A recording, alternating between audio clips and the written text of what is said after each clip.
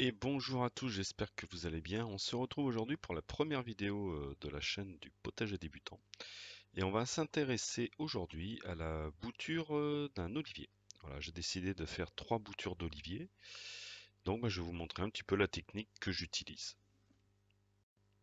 Alors j'ai regardé sur internet, il y a effectivement plusieurs techniques, il y a plusieurs périodes. L'idéal c'est de faire en juillet, août.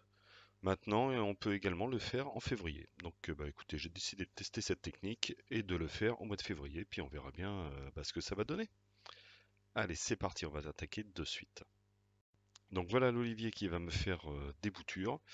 J'ai déjà récolté des olives dessus et fait de l'huile. Pas énormément, mais j'en ai fait déjà un petit peu. Donc on va récupérer les branches dessus. Donc j'ai décidé de faire trois boutures. Donc je vais prendre des branches les plus longiligne possibles, de préférence de l'année. Donc de l'année dernière, bien évidemment, parce qu'on est au mois de février. 10-15 cm à peu près, ça suffit. Et en fait, je vais couper donc en biseau, mais de préférence sous un nœud. Hein, sous un nœud, c'est quand même l'idéal. Donc allez, c'est parti. Voilà, donc juste petite parenthèse, vous voyez qu'il fait un temps magnifique, on entend les oiseaux, tout va bien. C'est pas une fake vidéo, il fait 17 degrés à l'ombre, donc je vous laisse imaginer au soleil, et je suis du côté d'Avignon, et on est le 25 février. Voilà, donc un temps magnifique. Donc voilà mes trois branches, donc que je vais effeuiller. En fait, je vais garder en haut 3 paires de feuilles. Voilà, tout simplement. Et donc tout le reste, eh ben, je vais l'effeuiller. Donc hop, ça va prendre un petit peu de temps. J'accélérerai hein, pour la suite de la vidéo parce que bon, sinon ça va durer un petit peu trop longtemps pour moi et pour vous. Voilà, donc hop, je continue à arracher les feuilles. Voilà, hop, voilà. Donc vous voyez, elles sont bien vertes. L'idéal c'est de prendre effectivement des branches qui ne sont pas malades, que vous voyez en bonne santé et pas un peu faibles. Ça c'est le but. Et ensuite avec le couteau, je sais pas si on va bien voir, voilà. Hop, avec le couteau en fait je vais fendre le bas de la tige. Sur allez à peu près oui 1 cm on va dire. Voilà, je vais fendre. Voilà.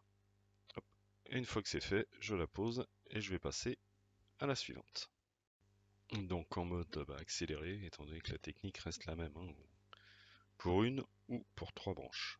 Donc voilà, donc on effeuille bien correctement, on fend le bas de la tige et c'est parfait et on est prêt à passer. Donc à l'étape suivante, ça va être quoi? Bah ça va être de mettre ces 3 branches en godet, hein, tout simplement.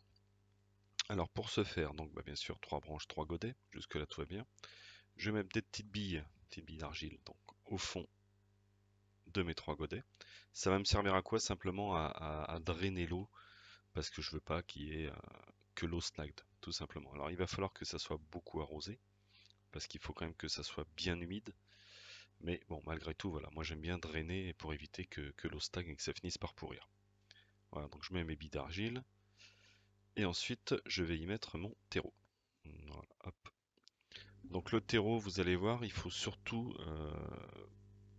qu'il soit bien tassé. Il va falloir en mettre beaucoup, bon, surtout quand la tige sera mise, pour bien stabiliser la tige et qu'elle reste bien droite. Parce que bien évidemment, tant qu'on n'a pas de racines, si vous ne mettez pas assez de terreau, dès que vous allez arroser, votre tige va partir de travers. Et c'est pas le but, il faut que vraiment la tige soit bien droite. Donc le temps que je remplisse mes 3 pots, je fais juste une petite parenthèse, hein. Je vous rappelle que cette technique, c'est pas obligatoirement la meilleure technique, celle qu'il faut faire absolument. Moi, c'est une technique que j'ai trouvée sur internet, que j'ai décidé de tester, voir ce que ça donnait.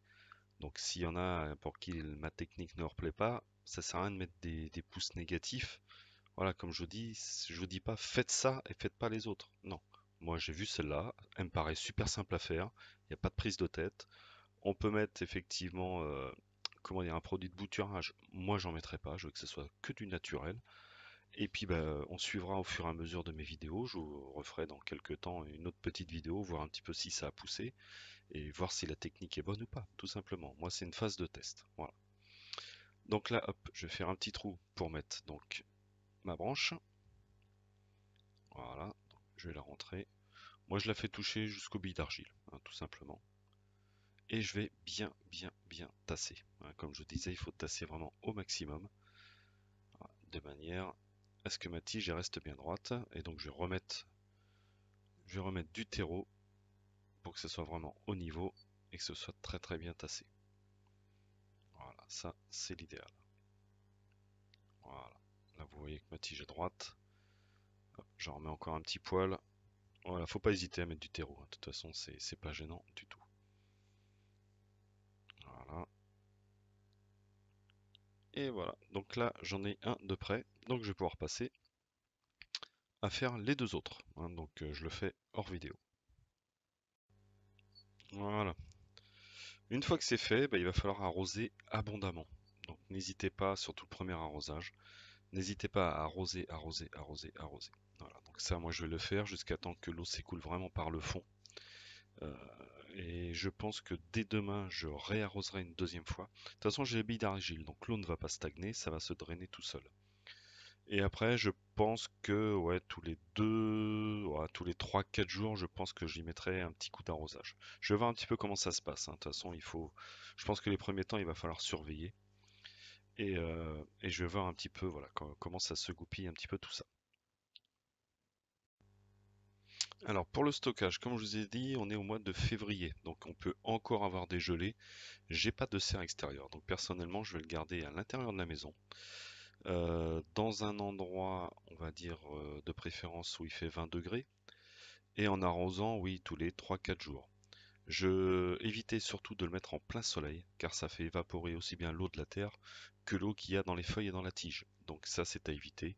Il va falloir beaucoup de lumière. Ça, c'est très important aussi. Donc dans un premier temps, voilà, je vais le stocker à l'intérieur.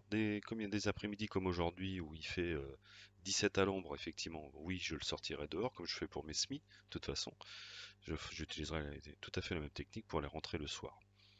Et puis bah, je vais surveiller et je pense que d'ici un mois et demi, de toute façon, je verrai si j'ai des racines ou pas. Et à ce moment-là, je repiquerai dans des pots un peu plus grands. Donc voilà, bah écoutez, j'espère en tout cas que cette vidéo vous aura plu. Comme je vous ai dit, c'est pas un tuto. Moi, c'est une technique que j'ai décidé de tester. On verra ce que ça donnera. Donc n'hésitez pas à liker, à commenter. Si vous avez effectivement des conseils à me donner, bah, je suis tout à fait preneur. Pensez également à vous abonner, la cloche si vous voulez être averti des prochaines vidéos. Et je vous dis à bye bye à tous.